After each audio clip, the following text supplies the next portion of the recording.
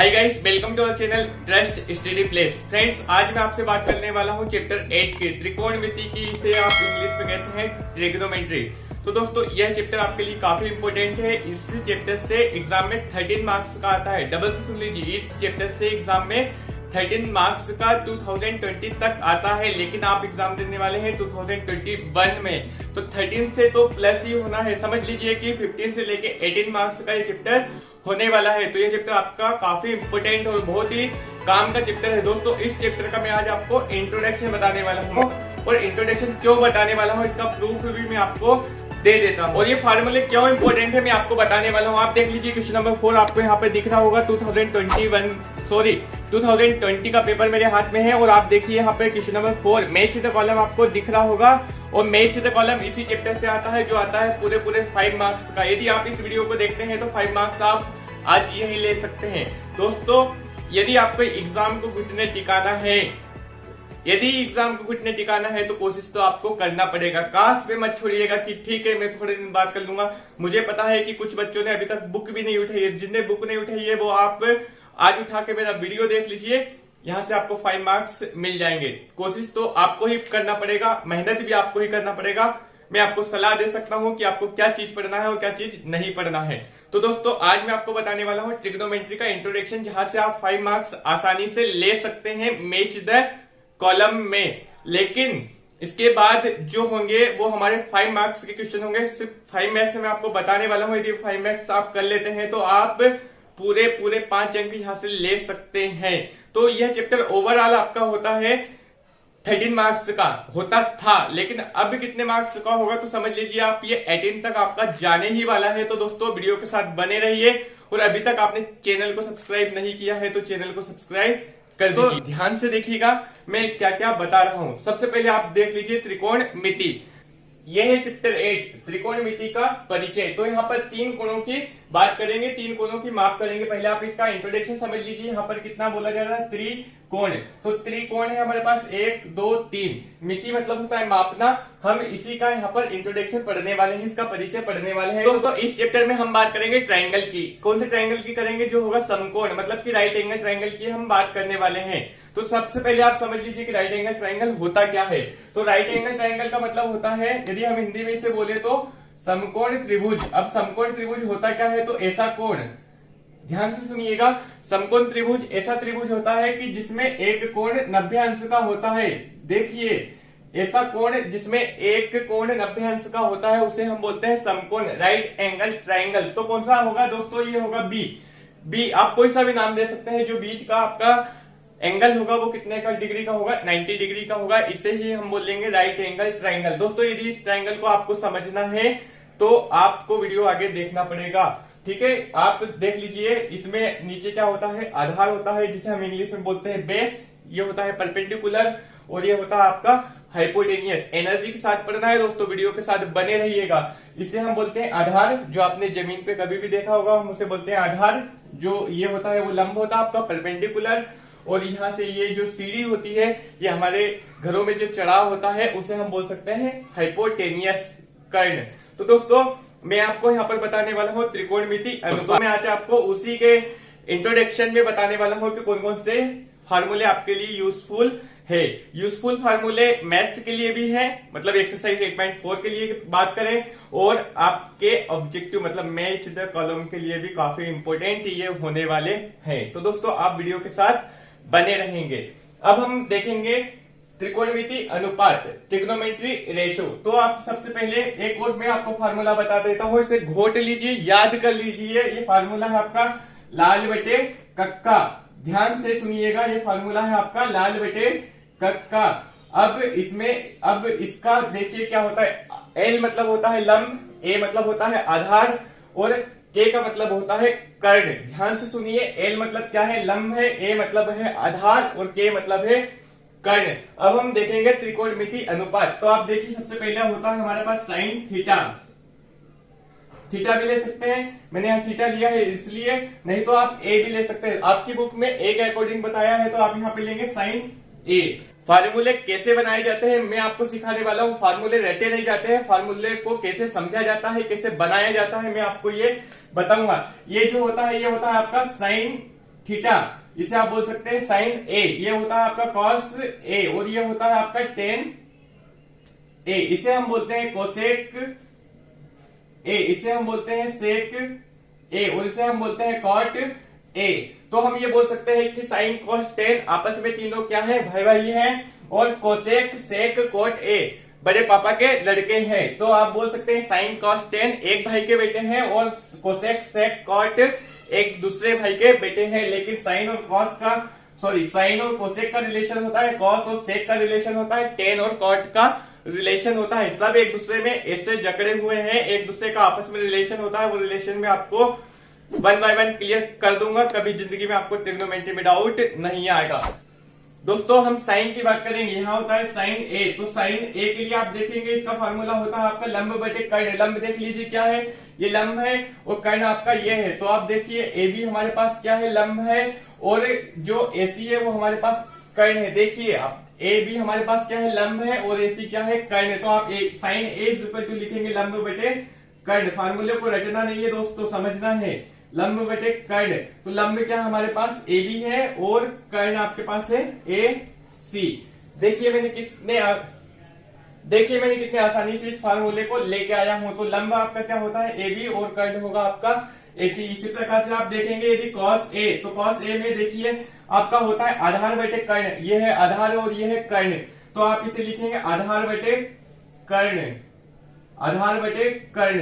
तो आपका जो आधार है वो क्या है, देखिए यहाँ पर क्या है, बीसी, और कर्ण क्या है, एसी। आपका कर्ण तो एसी ही एक साथ रहेगा क्योंकि हमने डायग्राम को चेंज नहीं किया है, ट्रायंगल को चेंज नहीं किया है। साइन कॉस, उसके बाद क्या होता है टेन।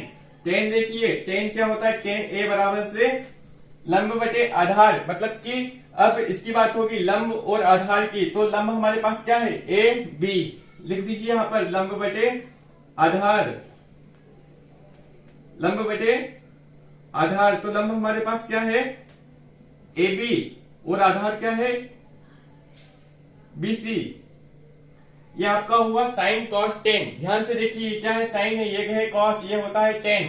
साइन मतलब होता है लंब बटे कर्ण, कॉस मतलब होता है आधार बटे कर्ण, और टेन मतलब होता है लंब बटे आधार। अब मैं आपको बड़े पापा के बेटों का नाम बता रहा हूं, जो है आपके कोसेक सेक कॉट। तो उन्हें भी याद करना पड़ेगा क्या, नहीं, बिल्कुल भी याद नहीं करना पड़ेगा। आपको सिर्फ इनको पलट देना है, मतलब कि जो नीचे लिखा है उसे ऊपर लिख देना है, जो ऊपर लिखा है उसे नीचे लिख देना है। तो आपका रिलेशन यहाँ आसानी से शो हो जाए। अब हम देखते हैं नेक्स्ट। तो ये आपका है कोसेक ए। देख लीजिए क्या होगा, कोसेक ए। मतलब मैंने आपको बताया था साइन का अपोजिट जो होता है वो होता है कोसेक ए। तो कोसेक ए का फार्मूला आपका क्या होगा, कर्ण बटे लंब। तो आप लिख दीजिए यहाँ पे कर्ण बटे लंब।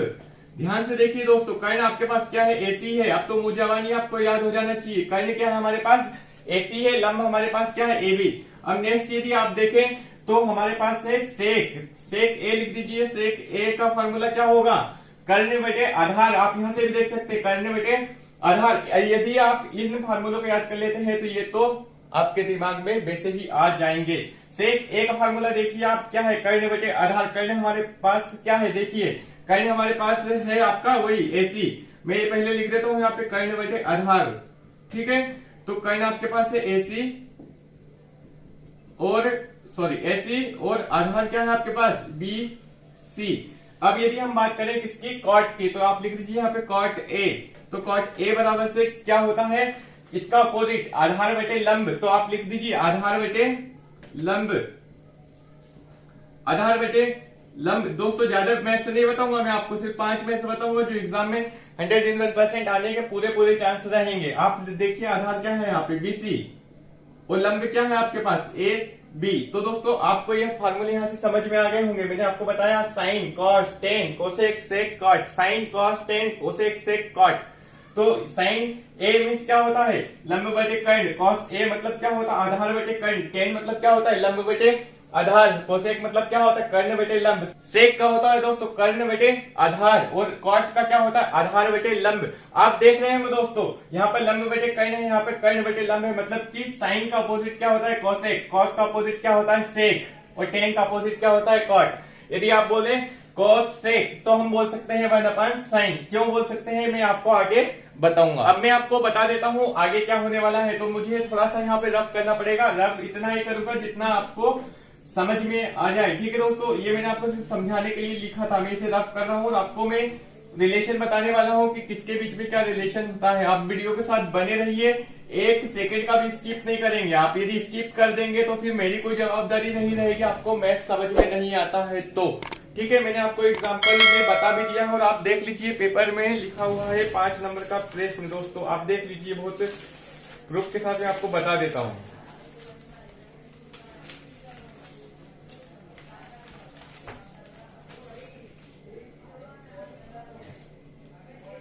ये देख लीजिए दोस्तों, क्वेश्चन नंबर 23 इसी चैप्टर से आने वाला है। ध्यान से देख लीजिए क्वेश्चन नंबर 23 जो मैं 2020 के पेपर में आपको बता रहा हूँ। ये देखिए, साइन ए का मतलब क्या होता है, मतलब कि मैंने आपको बताया था साइन का अपोजिट कोसेक होता है, कॉस का अपोजिट सेक होता है और टेन का अपोजिट कॉट होता है। तो मैं यहीं से फार्मूला आपके बनाने वाला हूँ। तो आप यहाँ लिखेंगे 1/sin। देखिए 1/sin यदि आप लिखते हैं तो आपका क्या बनता है, कोसेक। क्या बनता है, कोसेक। ठीक है, यदि 1/cos आप लिखते हैं तो ये आपका क्या बनता है, सेक। ध्यान से देख लीजिए, 1/sin यदि आप लिखते हैं तो क्या बनता है आपका, कोसेक ए। यदि आप 1/cos ए लिखते हैं तो आपका क्या बनता है, ये सेक ए। और यदि आप लिखते हैं 1/tan ए तो आपका ये बनता है cot ए। ध्यान से देखिए, इस टाइप के दोस्तों ये फार्मूले होते हैं। 1/sin क्या होता है, कोसेक होता है। 1/cos क्या होता है, सेक होता है। और 1/tan क्या होता है, कॉट होता है। इनका और भी रिलेशन होता है। यदि आप यहाँ लिखेंगे साइन, देखिए आप यदि यहाँ लिखेंगे sorry sine A into cos A तो ये कितना होता है, 1 होता है। ये फार्मूले ये मैथ्स में आपको यूज होगा। आप देख लीजिए यहाँ पे क्या है, कॉस।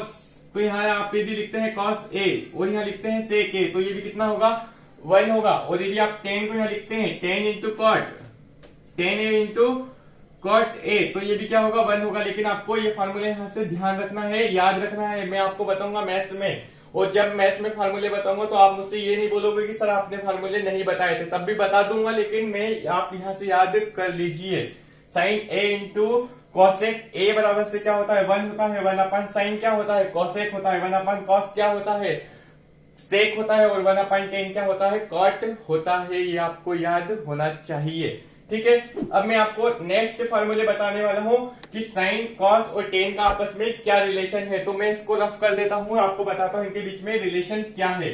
ठीक है, तो आप ध्यान से देखिएगा क्या रिलेशन है और क्यों रिलेशन है। मैं आपको यहाँ कुछ भी रटवाने वाला नहीं हूँ, सब कुछ समझा के ही बताने वाला हूँ, समझ के ही बताने वाला हूँ कि किसका क्या होगा।